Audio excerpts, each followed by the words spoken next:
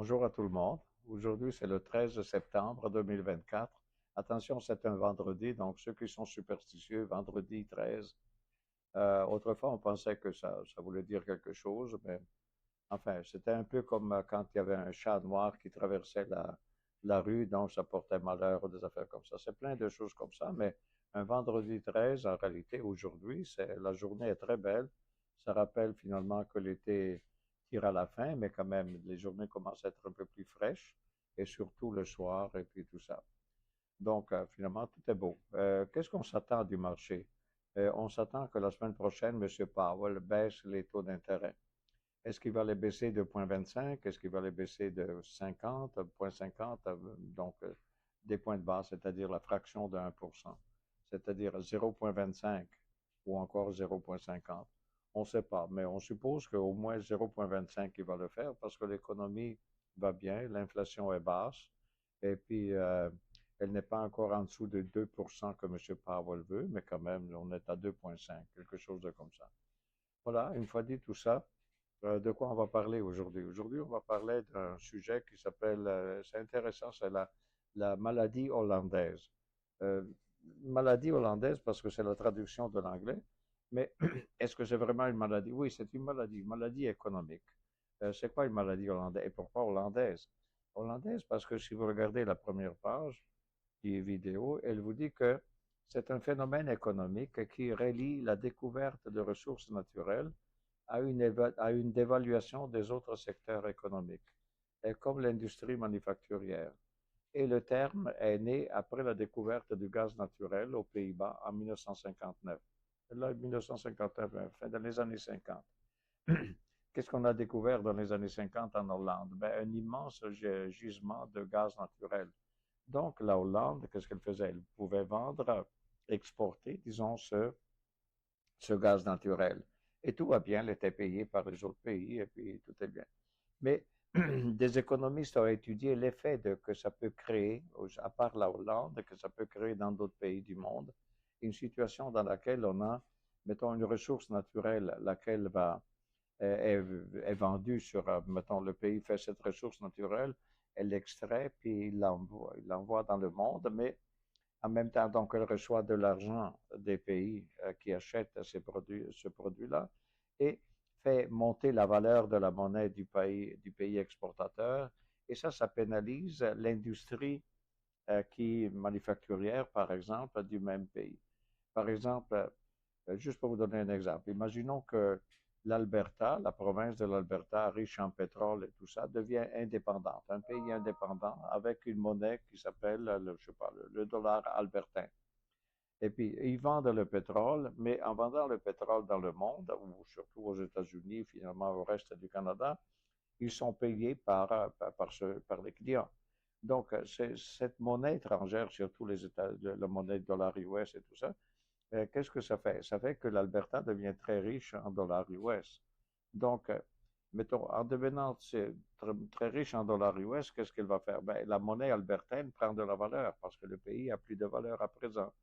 Donc, la monnaie albertaine, le dollar albertain devient comment dire, augmenté de valeur.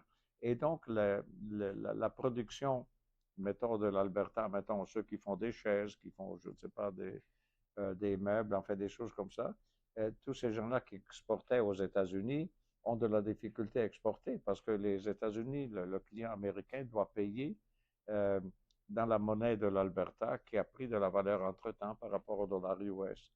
Donc, finalement, c'est le syndrome, la maladie. Pourquoi ça s'appelle maladie? C'est parce que si un pays dépend des matières premières ou d'une matière première, ça va à détriment de la capacité des autres compagnies du pays à exporter le produit parce que la monnaie prend trop de valeur. Naturellement, il y a des solutions à ça. Mais ça s'appelle le malaise hollandais, finalement, simplement parce que des économistes ont étudié la chose et sans passer vraiment parler de la Hollande, laquelle est diversifiée, fait beaucoup de choses et tout ça, mais c'était pour dire qu'est-ce que ça fait quand un pays se retrouve, par exemple, à avoir une matière première exportée sur le monde entier, et puis avec la monnaie locale qui prend de la valeur parce qu'elle est payée dans la monnaie étrangère, et puis finalement, la production locale, autre que la production du produit vendu, de la ressource naturelle, ceux, ils ne réussissent pas à vendre parce que leur monnaie est devenue trop chère. N'oublions jamais que, par exemple, le dollar canadien par rapport au dollar US, c'est rare de voir le dollar canadien à parité avec le dollar US, mais c'est voulu aussi, dans le sens que si la monnaie canadienne vaut moins que le dollar, que la monnaie américaine, c'est facile pour les États-Unis acheter un produit canadien parce qu'il ne coûte pas cher. Et imaginez le contraire. Imaginez que le dollar canadien vaut beaucoup et le dollar US vaut moins. Eh bien, les producteurs canadiens ne vendraient pas aux États-Unis. Donc, c'est le même principe, c'est-à-dire le malaise, la maladie hollandaise, c'est donc finalement, comme si on répète la phrase qui est là, c'est un phénomène économique qui relie la découverte de ressources naturelles à une dévaluation, pardon, une dévaluation des autres secteurs économiques comme l'industrie manufacturière. Je crois que c'est clair comme principe.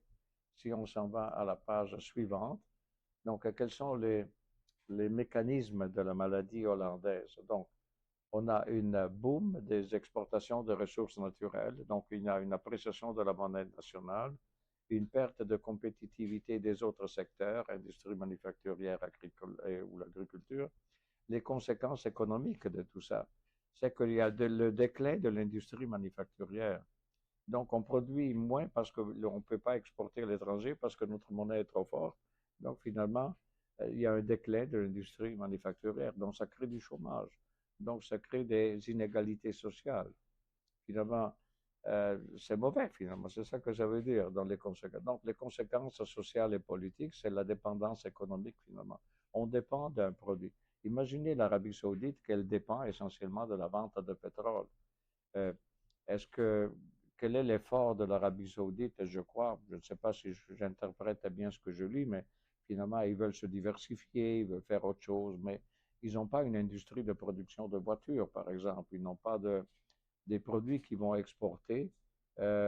Finalement, pour le moment, ils font rien de tout ça. Ils font, je ne sais pas, qu'est-ce qu'ils font au juste, mais ils ont beaucoup, beaucoup d'argent, mais il est là. Il est là, cet argent. Mais est-ce qu'ils sont capables de remplacer avec l'argent du pétrole, remplacer la source qui est le pétrole d'argent, la source d'argent, et le remplacer avec une production locale. Donc, moi, je ne vois pas de produits dans le monde qui viennent de l'Arabie saoudite, sauf le pétrole. Donc, ils ont un problème tôt ou tard. Ce n'est pas juste l'Arabie saoudite, mais c'est, regardez, si vous allez à la page suivante, les facteurs aggravants de la, les facteurs aggravants et les pays touchés. Donc, c'est la volatilité des prix des matières premières, parce que le pétrole, imaginez comment ça évolue de prix. Il est allé à 150 dollars de baril à un certain moment, 150 dollars US. Mais moi, quand je sais pas, je me souviens du pétrole quand il était à 30 dollars de baril. Donc, ça fluctue beaucoup le prix. Donc, c'est une question politique aussi. Donc, il y a la mauvaise gestion des revenus pétroliers. Est-ce que les pays riches en revenus pétroliers sont capables d'utiliser cet argent pour faire, je sais pas, pour grandir l'économie du pays? Pas sûr. Ensuite, l'absence de diversification économique, c'est ça. Imaginez par exemple, on parle de la Russie. La Russie, c'est un grand exportateur de matières premières, surtout de pétrole et de gaz naturel. Mais est-ce qu'il y a un problème? Il y a un produit russe dans les marchés, mettons, de consommation dans lequel ça vient de Russie. Moi, j'ai l'impression qu'en Russie, on ne produit rien d'autre que les matières premières. Donc, ils sont très dépendants de ces matières premières et donc du prix de ces matières premières, qui est donc essentiellement le pétrole et le gaz naturel. Ensuite, ça se prête à finalement à faire comme l'Europe, à un certain moment, se retrouver à payer plus cher pour le gaz naturel qui venait de la Russie à cause du fait qu'elle soutenait finalement l'Ukraine et puis tout ça. Donc, c'était une grosse affaire, tout ça. Les exemples ici me montrent quelque chose, les pays du Golfe. Oui, prenez le Qatar, par exemple, le Koweït et tout ça. Qu'est-ce qu'ils produisent? Rien. Ils produisent peut-être un peu d'immobilier, ils vendent, je ne sais pas, des gratte-ciels, ils font des appartements, des choses comme ça, pour attirer la richesse. Mais il n'y a pas vraiment un produit, comment dire, du pays comme tel, à part le pétrole. Imaginez le Koweït, c'est le pétrole, pétrole, pétrole et probablement gaz naturel. Est-ce qu'il y a un produit du Koweït dans le monde? Non, il n'y en a pas. que je sache, n'a pas produit manufacturé, par exemple, au Koweït. Même chose, on peut dire de la Russie, on en a parlé. Le Nigeria, c'est la même chose, un pays très riche en pétrole. Est-ce que le pays est riche? Les revenus dans le pétrole, ils sont là, mais qu'est-ce qu'on fait avec? Et puis, est-ce que ça fait grandir le pays? Ou au contraire, ça empêche le pays de grandir parce qu'il y a peut-être là-dedans quelqu'un qui en profite et puis n'est pas intéressé au reste du pays. Finalement, si je m'en vais à les solutions possibles quand on est dans ces situations-là. Avant de parler des solutions possibles, par exemple, c'est un cas, vous avez des pays comme le Ghana, par exemple, en Afrique. Bien, ils produisent, mettons, le cacao. Est-ce que c'est eux qui font les tablettes de chocolat qu'on achète dans les magasins? Non. C'est les multinationales dans le monde qui achètent le cacao. Et donc, finalement, le Ghana est très riche en cacao, mais c'est une matière première. Je ne sais pas s'ils font autre chose, mais essentiellement, cette richesse-là qui devrait venir au Ghana, finalement, ne sert pas à développer le pays, que je sache.